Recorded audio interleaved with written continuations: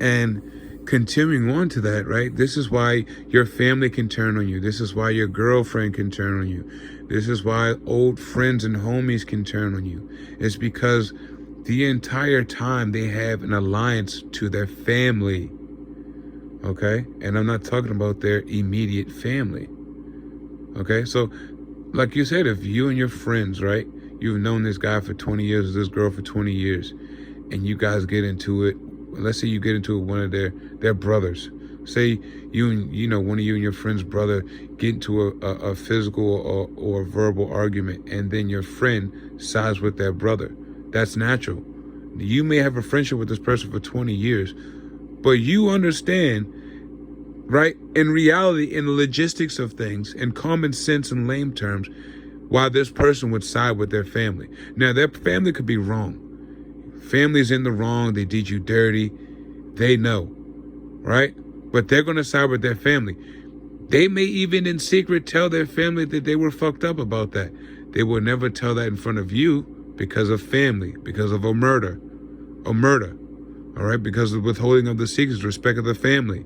Bloodline comes first, right? Right? But they're going to ultimately side with who? So when you walk outside your house, when you go out here and you see these people acting off the wall, you see these people 60, 70 years old acting like 12-year-olds, and you see these people out here acting immature, know that this is them siding with their family. Their family of Satan. They're witches and warlocks. They're filthy, walking around. Doesn't matter how good she looks, how fat that ass is. She's a walking demon. She's possessed. I'm telling you right now, fellas, anytime you know a woman can be manipulated, altered, or commanded or summoned by Satan or an entity, then that's no one you want to be around.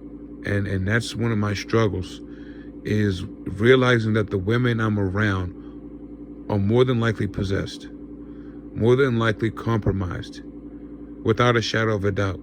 That means that there isn't any chance of having any regular relationship with anyone on this earth. And we're not meant to be. I think that's one thing we have to accept as well. We're not meant to be married, have relationships of any value. Now, if we had, or if we were, those were traps and those were meant for our demise. I've always said this, that most of the women in my life came to destroy me, but ended up falling in love. And I'm pretty sure most of you guys can relate that. Most people that come in our lives are meant to destroy us, but because we're naturally genuine, nice people, and we mean well, because why wouldn't we? We don't mean malice unless we're malice is initiated or ignited. You know what I mean? We're or you know what I mean? So we're not just going to start shit for no reason. And when you realize that, then you can see how everyone else is the opposite. These people have no problem coming off the hip. But what you realize that the people who come off the hip, normally the ones that's going to shut up in the end. You understand? Like, they talk a lot, but in the end, they have nothing to say. And that's the same thing with here. Getting back to the whole smear campaign montage that I'm talking about here, because it's important. I think we need to we really need to move on. And we need to really, we need to elevate from our ways of thinking, because most of us in the last 5 years have been growing together, watching each other's videos, ironing, sharpening iron.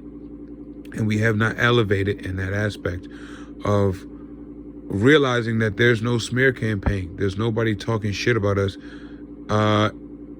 Like in hindsight, it would be in present tense, right?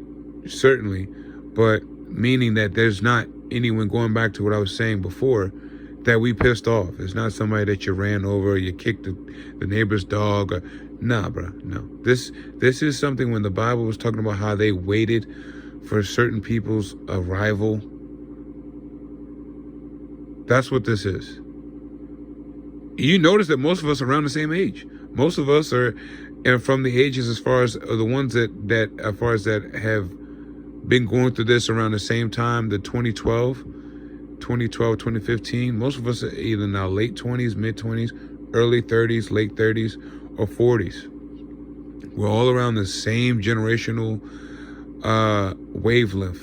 All of us are, now, of course, we have other people that are older than us that are going through this, and we know this is ancient. We're not like the first batch of people, but I'm talking about the batch that we have here, given the times that we're in. It's no coincidence.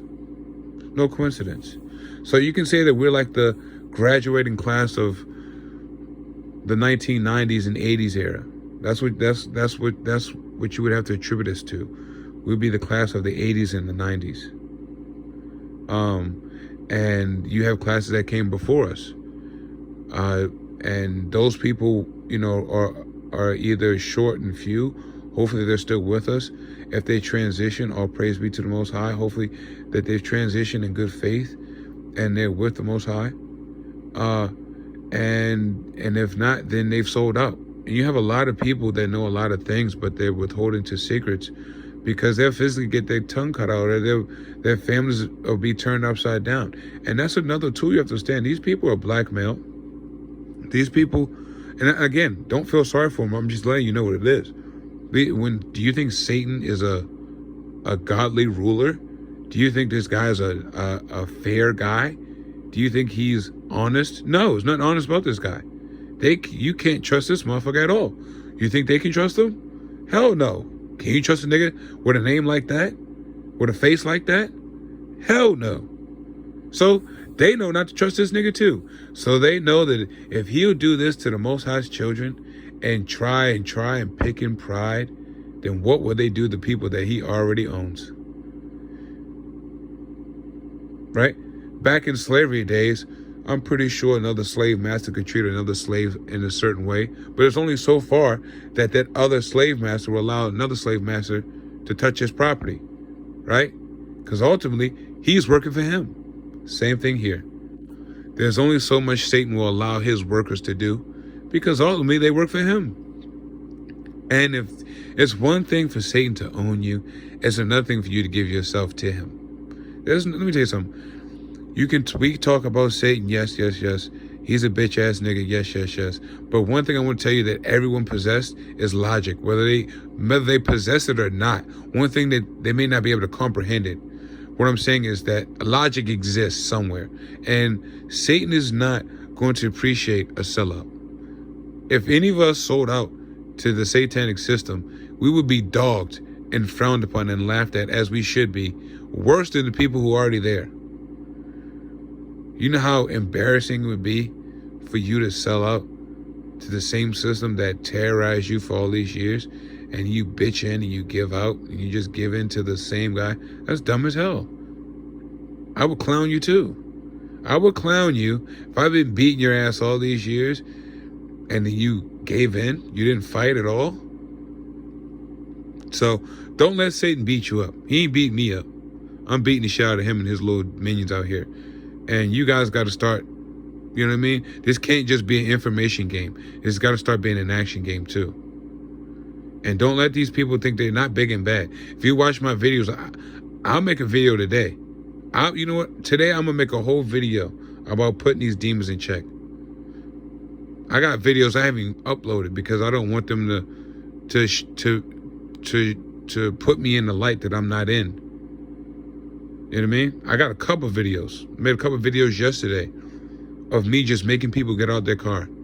Making people move. I was in AutoZone yesterday. Making people get out their car in AutoZone. Go in the store.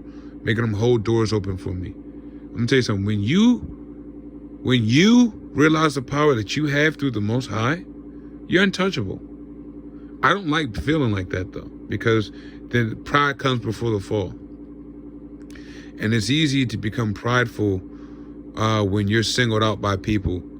And this, like I said, one thing I will say that Ken did state, although he's an agent, is that it's a blessing. It's a catch-22.